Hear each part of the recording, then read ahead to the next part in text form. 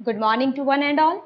I, Shruti Garg, welcomes you all on my channel, that is Shruti Garg Knowledge Hub. Today, we are going to start the new chapter for class 11th, that is demand. A very interesting chapter. So, today we are going to discuss about demand. What is demand? Demand क्या है? Demand कैसे ऊपर नीचे होती है? कैसे हम लोग demand को study करते हैं? ठीक है? So, we are going to study about what is demand. But before starting this lecture, I request you all to subscribe my channel. Please click on the like button if you like my videos and share the videos as much as possible. Also click on the bell icon for the future updates. So now let's begin our chapter, that is demand. What is demand? Demand है क्या?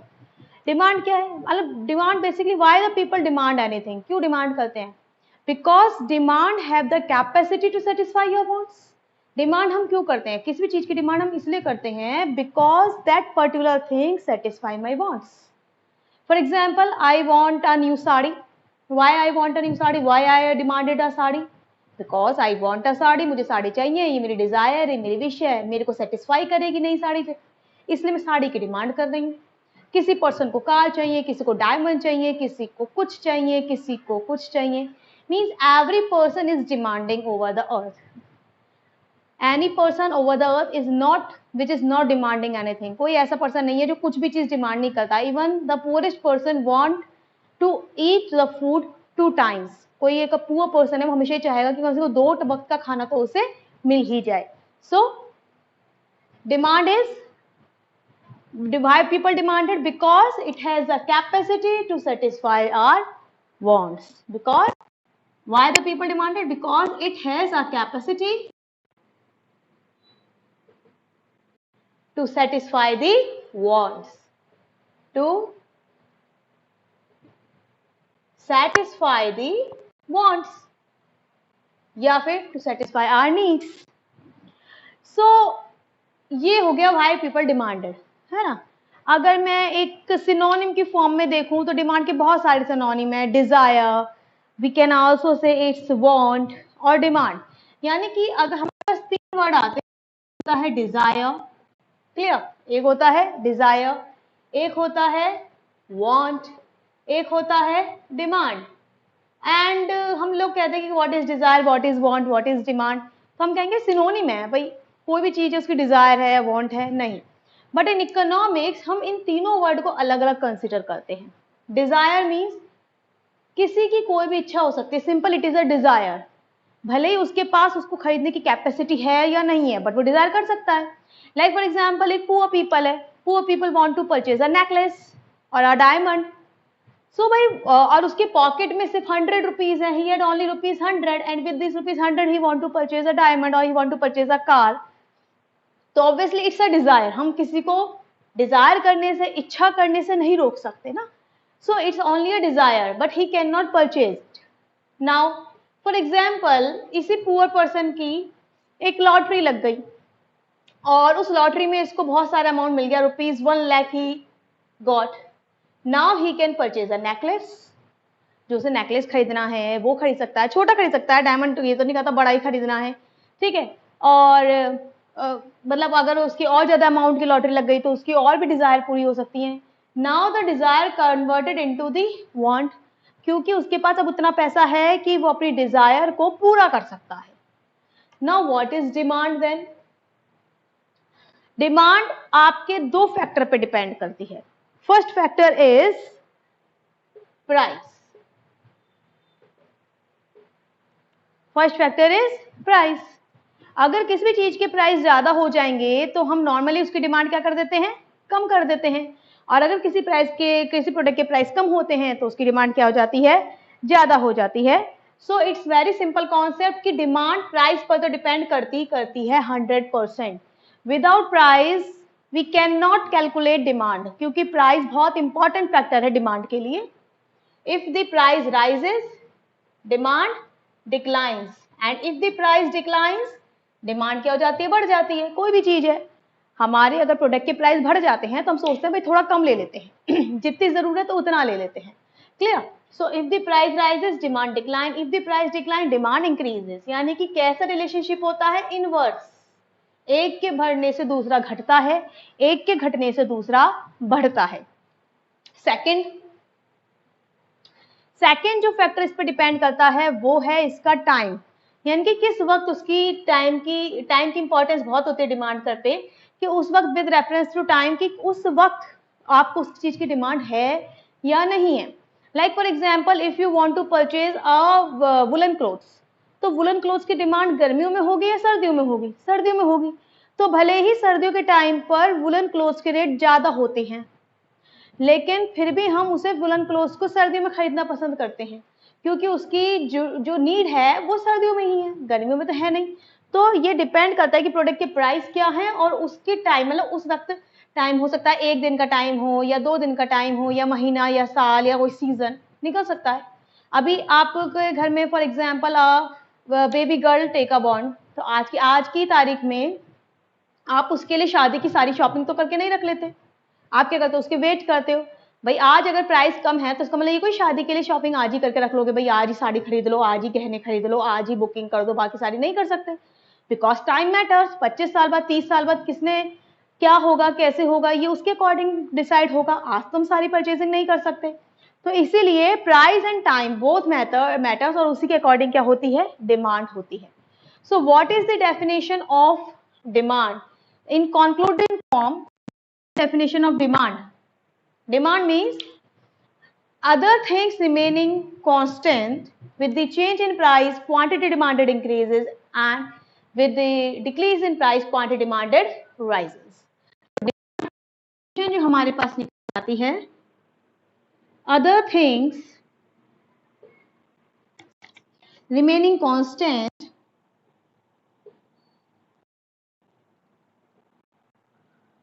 ठीक है, other thing remain constant with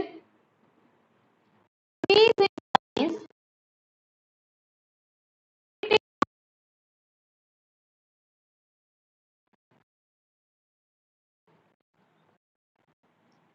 and vice versa.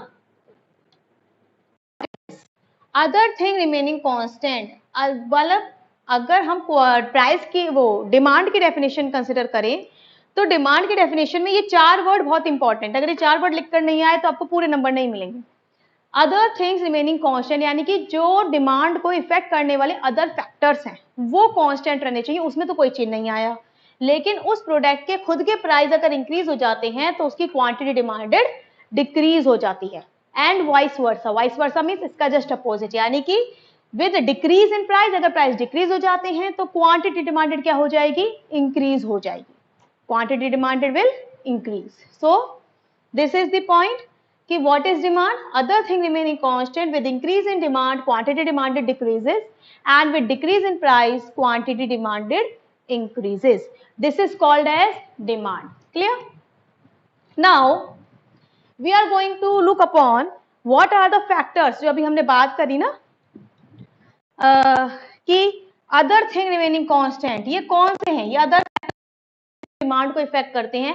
We are going to discuss on it कि what are the other factors which are affecting the demand.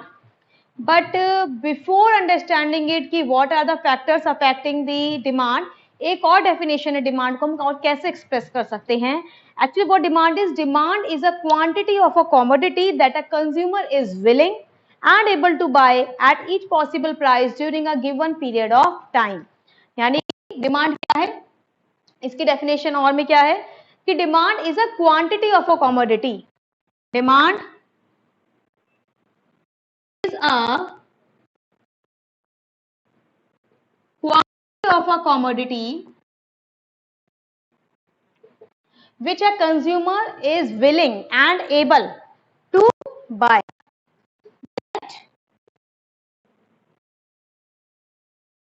a consumer willing and able to buy at each possible price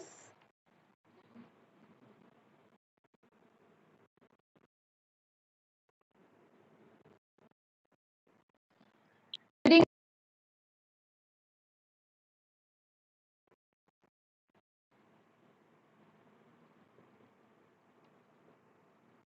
what does it mean? इसका मतलब मैंने बहुत सारी चीजें include कर ली demand में। ये बहुत सिंपल डेफिनेशन डिमांड की, ऑथोराइज डेफिनेशन ये है, लेकिन ये भी बहुत सिंपल डेफिनेशन है, एक्यूरेट है। Demand is a quantity of a commodity, यानी कि डिमांड क्या है कि किसी भी कॉमोडिटी की कितनी क्वांटिटी हमने डिमांड करी है। That a consumer is willing, यानी कि कंज्यूमर से खरीदना भी चाहता है। भाई अगर कोई प्रोडक्ट है जिसको कंज्यूमर खरीदना ही नहीं चाहता तो डिमांड तो नहीं हो सकती। तो सबसे पहले तो किसी भी प्रोडक्ट को खरीदने के लिए विलिंगनेस होनी चाहिए। दूसरी बात, एबल होना चाहिए, यानी कि उसको इतने पैसे हों कि वो उसे खरीद सके। एट ईच पॉसिबल प्राइस, मतलब कि जो भी उसके प्राइस है, उस प्रोडक्ट के प्राइस हैं, उसको वो उस रेट पर खरीद सके। During a given period of time, यानी कि उसी वक्त। अब मैंने कहा ना कि बच्चा आज पैदा हुआ है तो उसकी शादी की तैयारी आप आज नहीं कर सकते, तो उसकी डिमांड 25 साल बाद ही बनेगी, आज की तारीख में उसे डिमांड नहीं कर सकते। तो with in a given period of time, जो भी टाइम है उस टाइम में उस प्रोडक्ट की विलिंगनेस भी है, उस प्रोडक्ट को आप खरीदने के लायक भी हैं और उसे खरीदना चाहते भी हैं, ठीक है, और प्लस आप उसे खरीद भी सकते हैं, तभी आपकी वो क्या कहलाई जाएगी? डिमांड कहलाई जाएगी। Clear? So now we are going to study about what are the factors which are affecting the demand. कौन कौन से फैक्टर हैं जो डिमांड को इफेक्ट करते हैं। Now here we are going to study about determinants of demand, यानी कि डिमांड को कौन कौन से फैक्टर इफेक्ट करते हैं। इसको पढ़ने के लिए हमें ये ध्यान में रखना होगा कि हम जो फैक्टर्स देख रहे हैं वो किसके रेस्पेक्ट में देख रहे हैं, यानी कि दो होती हैं, एक तो होती है इंडिविजुअल डिमांड और एक होती है आपकी मार्केट डिमांड। इंडिविजुअल डिमांड मतलब कि सिंगल पर्सन के पॉइंट ऑफ व्यू से हम देख रहे हैं कि कोई भी पर्सन अगर मार्केट में प्रोडक्ट खरीदने चाहेगा तो किस किस बातों का उसका इफेक्ट पड़ेगा। The factors which are affecting the individual person demand, तो ये हो गई इंडिविजुअल। और मार्केट में हम देखते हैं कि ऑल द पर्सन, कि जितने भी कंज्यूमर हैं वो उनके ऊपर कौन कौन से फैक्टर इफेक्ट करते हैं। तो सबसे पहले जो हम डिटर्मिनेंट्स पढ़ेंगे वो पढ़ेंगे इंडिविजुअल डिमांड। सबसे तो है price of the commodity. It's very simple. Price of the commodity बहुत सिंपल है, increases demand, decreases, बल्कि यूज करेंगे क्वांटिटी। क्यों हमने क्वांटिटी डिमांडेड वर्ड यूज करा है?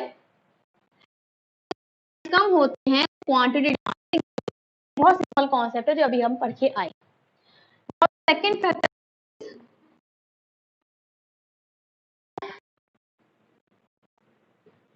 Related, price of related goods, यानी कि उसके साथ के कौन से गुड्स हैं, ठीक है। तो इसके साथ के दो तरीके के गुड्स हो सकते हैं। रिलेटेड गुड्स में दो तरह के गुड्स है, पहले तो आप ये समझिए कौन कौन से हैं।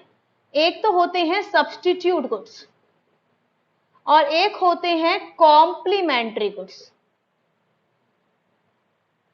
When we talk about substitute, substitute मतलब उसके अगेंस्ट कौन खड़ा है, यानी कि उसके सब्स्टिट्यूट कैसे कैसे। जैसे हम बात करते हैं टूथपेस्ट की, तो टूथपेस्ट में कितनी सारी वैरायटी है, ठीक है, कोलगेट भी है और दंत क्रांति भी है और डाबर रेड टूथपेस्ट भी है। There are number of product in the competition, ठीक है, इन द कॉम्पिटिशन। तो ये हो गया सब्स्टिट्यूट। कॉम्प्लीमेंट्री हो गया जो उसके साथ है, यानी कि एक के बिना दूसरा पूरा नहीं हो सकता, लाइक कार एंड पेट्रोल, ठीक है, दोनों क्या है, ये कॉम्प्लीमेंट्री हैं। तो मतलब एक दूसरे की डिमांड को पूरा करते हैं या एक दूसरे को पूरा करते हैं। आपके पास कार है, पेट्रोल नहीं है, तो ऑब्वियसली नॉट वर्किंग। तो इसीलिए उन्होंने कहा कि this is called as complementary, जो एक दूसरे को पूरा करते हैं, एक दूसरे के अगेंस्ट नहीं है, एक दूसरे के साथ है। सो सब्स्टिट्यूट में क्या होगा, कॉम्प्लीमेंट्री में क्या होगा। सब्स्टिट्यूट में क्या होगा, अभी हमने अपने प्रोडक्ट के प्राइस चेंज करे थे ना, अब इस केस में हम अपने प्रोडक्ट के प्राइस चेंज नहीं करेंगे। यानी कि for example I am a Coke producer, मैं कोक का प्रोडक्शन करती हूँ, कोका कोला का प्रोडक्शन करती हूँ, और दूसरी कंपनी है थम्स अप, ठीक है। कोका कोला के रेट में कोई अंतर नहीं आया, अब जो अंतर आएगा वो प्राइस चेंज होंगे थम्स अप के। यानी कि अगर price of Thums Up increase हो जाते हैं, if price of Thums Up rises, it means that कि जो थम्स अप है वो ज्यादा cost then Coca Cola. Thums Up के प्राइस इंक्रीज होने से कोका कोला के रेस्पेक्ट में वो क्या हो जाएगी, ज्यादा महंगी हो जाएगी, और जब वो महंगी हो जाएगी कस्टमर किस पर शिफ्ट हो जाएगा, कोका कोला हो जाएगा। यानी कि मैंने अपने प्रोडक्ट के प्राइस में चेंज नहीं करा, कॉम्पिटिटर ने प्रोडक्ट के प्राइस में चेंज करा, इसलिए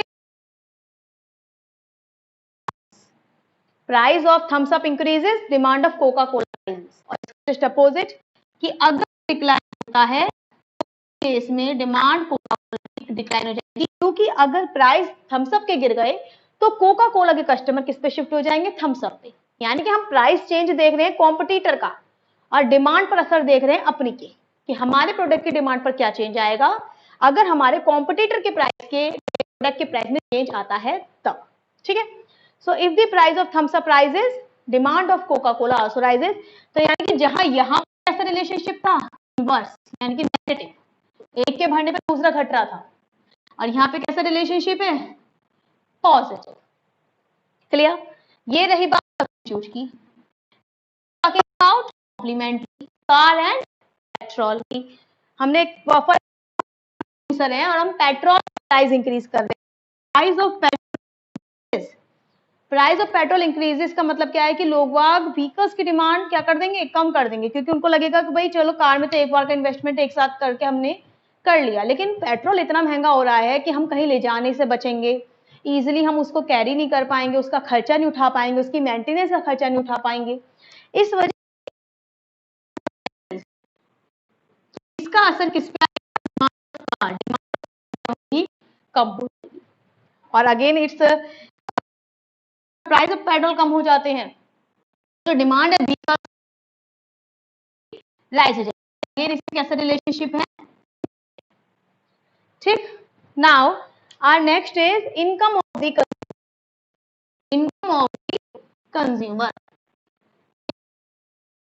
भाई कोई भी प्रोडक्ट है उसकी डिमांड करने के लिए क्या चाहिए, पैसा चाहिए। थर्ड कम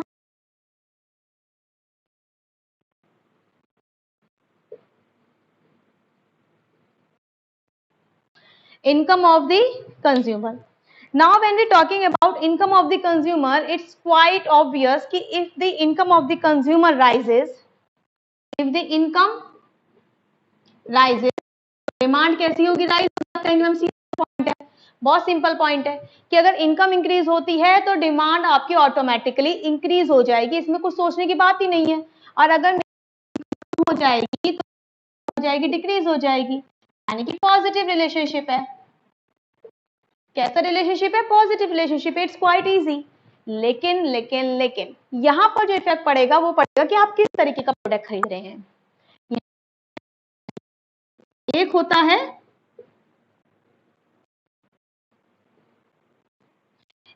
है नॉर्मल गुड, एक होता है इंफीरियर।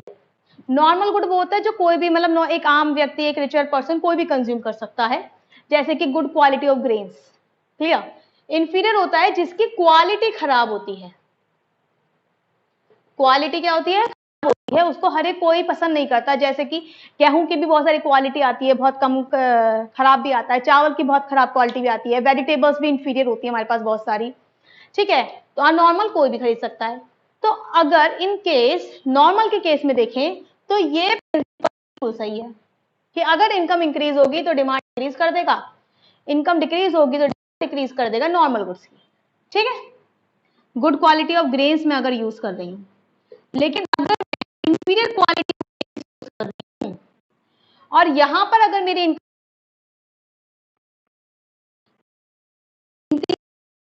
तो अगर ग्रेन्स में यूज कर रही हूँ इंफीरियर क्वालिटी अपने घर में, मैं खराब क्वालिटी का ग्रेन यूज करती हूँ और सडनली मेरी इनकम राइज हो जाती है, तो क्या मैं अब भी चाहूंगी कि मैं खराब क्वालिटी की ग्रेन्स यूज करूं? No, obviously no. तो उस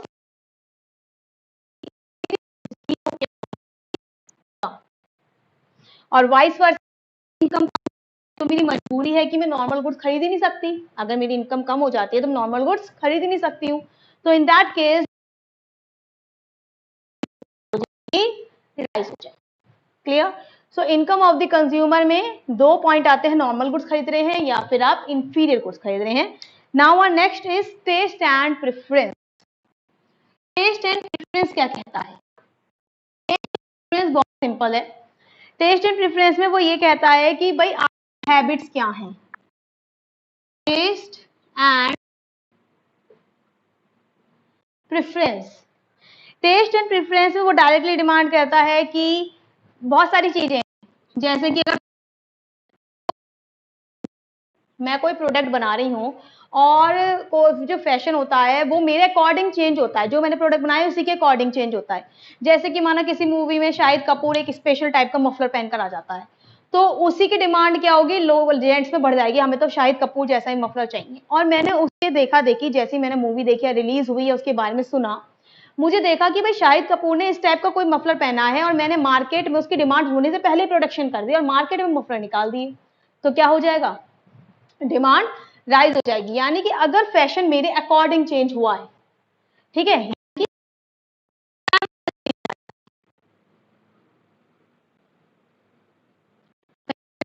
आया है फैशन में, तो डिमांड क्या होगी, लेकिन मेरे अकॉर्डिंग चेंज नहीं आया, अनफेवरेबल हो गया, मूवी नहीं चली, लोगों को नहीं समझ में आया, शाहिद कपूर का लुक नहीं अच्छा लगा, तो वो कैसा हो गया, अनफेवरेबल। अनफेवरेबल चेंज में क्या हो जाती है, कम हो जाती है। Clear. Price of commodity in future, यानी कि फ्यूचर प्राइस में कितना चेंज हमें लग रहा है। एक्सपेक्टेशन क्या है, एक्सपेक्टेशन फॉर प्राइस, रखेंगे कि हम इसमें देखेंगे कि फ्यूचर के प्राइस में अगर चेंज आएगा तो प्रेजेंट की डिमांड पर क्या असर पड़ेगा। और आई थिंक आप समझ गए होंगे बहुत इजीली कि मैम क्या कहना चाह रही हैं, कि अगर किसी प्रोडक्ट के प्राइस फ्यूचर में इंक्रीज होने वाले हैं और वो चीज कॉमोडिटी जो है रखने वाली है, ड्यूरेबल नेचर की है, तो उस केस में डिमांड बढ़ जाती है, डिमांड फॉर की बढ़ जाएगी। लाइक गोल्ड, हमें पता है कि गोल्ड इस वक्त बहुत हाई चल रहा है, बहुत हाई चल रहा है, हमें लग रहा है कि फ्यूचर में तो इसके प्राइस और ज्यादा बढ़ने वाले हैं, तो लोग क्या करते हैं, आज की तारीख में डिमांड इंक्रीज कर देते हैं, आज की तारीख में गोल्ड खरीद के रखने लगते हैं। ठीक है, तो if the price in future is going to be increase then the demand in present is going to be, और अगर हमें लग रहा है कि फ्यूचर में प्राइस डिक्रीज होने वाले हैं, जैसे कि आपका सीजन आता है ना, इसका दिवाली ऑफर आते हैं, दिवाली के टाइम पर न्यू ईयर ऑफर आते हैं, तो लोग सोचते हैं कि इलेक्ट्रॉनिक आइटम है और एक महीने बाद खरीद लेंगे, जब इसके प्राइस डिक्लाइन होंगे, जब ऑफर्स आएंगे, हर इलेक्ट्रॉनिक कंपनी ऑफर्स निकालेगी तभी खरीद लेंगे, तो फ्यूचर में प्राइस डिक्रीज होने वाले हैं, इसी वजह से हम आज की तारीख में उसकी डिमांड नहीं, तो आज की तारीख में उसकी डिमांड क्या हो गई, कम हो गई। Clear. So this is called as expectations for future price. Now we are going, ये हमारे इंडिविजुअल डिमांड के फैक्टर थे। Now we are going to study about market demand को कौन कौन से फैक्टर इफेक्ट करते हैं। तो मार्केट डिमांड को जो इंडिविजुअल डिमांड वाले थे वो तो इफेक्ट करते ही करते हैं, इसके अलावा 3 और फैक्टर हैं जो मार्केट डिमांड को इफेक्ट करते हैं। उसमें पहला है आपका size and composition of population, size and composition of, very simple, very very simple, जिसका ज्यादा होगी तो डिमांड भी क्या होगी, कम होगी। मुझे नहीं लग रहा कि इसमें मुझे ज्यादा कुछ एक्सप्लेन करने की जरूरत है कि अगर पॉपुलेशन का साइज ज्यादा है तो ज्यादा, कम है तो कम। कंपोजिशन पर आए तो कंपोजिशन क्या होता है, कंपोजिशन कंट्री में मेल कितने हैं, फीमेल कितने हैं, ये होता है ना कंपोजिशन। तो आप पर डिपेंड करता है कि भाई आप लेडीज ओरिएंटेड प्रोडक्ट बना रहे हैं, अगर आपकी कंट्री में फीमेल ज्यादा है तो फीमेल से रिलेटेड ज्यादा प्रोडक्ट बनेंगे, उनकी डिमांड ज्यादा होगी, मेल ज्यादा है तो मेल रिलेटेड बनेगी, बच्चे ज्यादा हैं तो बच्चों से रिलेटेड, बुजुर्ग है तो बुजुर्गों से रिलेटेड प्रोडक्ट की डिमांड ज्यादा हो जाएगी, अदरवाइज कम हो जाएगी। बहुत सिंपल टॉपिक है। Next is season and weather.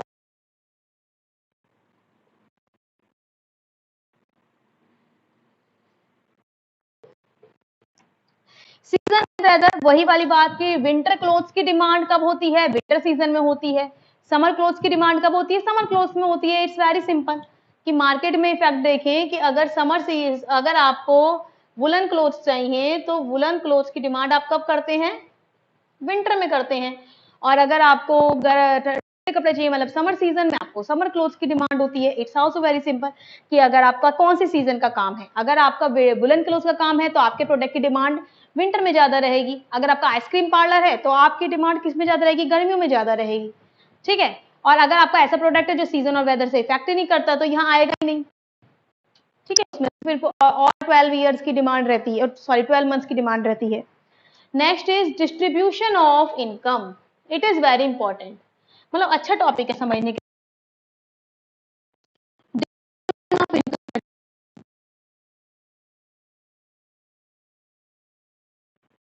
Distribution of income said कि जो आपकी कंट्री में इनकम है वो इक्वली डिवाइडेड है या अनइक्वली डिवाइडेड है।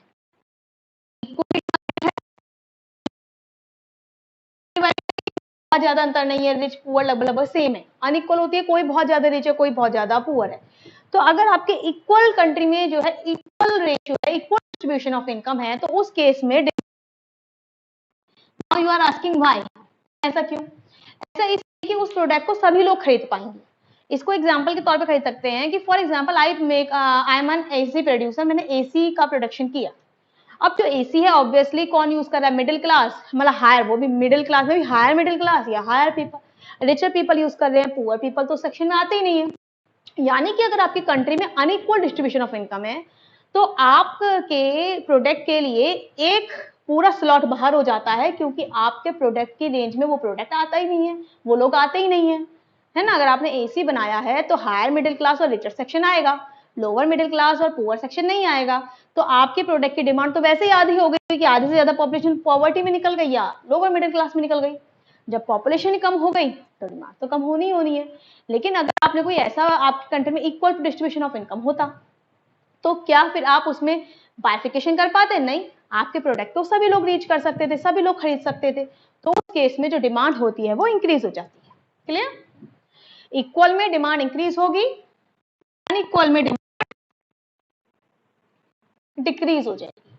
सो these are the factors which affect our market demand. So I think it's enough for today, and I hope you like the video and you like the content. And if you like the content, then please click on the like button. And if you have any doubt, any comment you want to give to this video, then you can write it in the comment box. Till then, thank you for watching the video.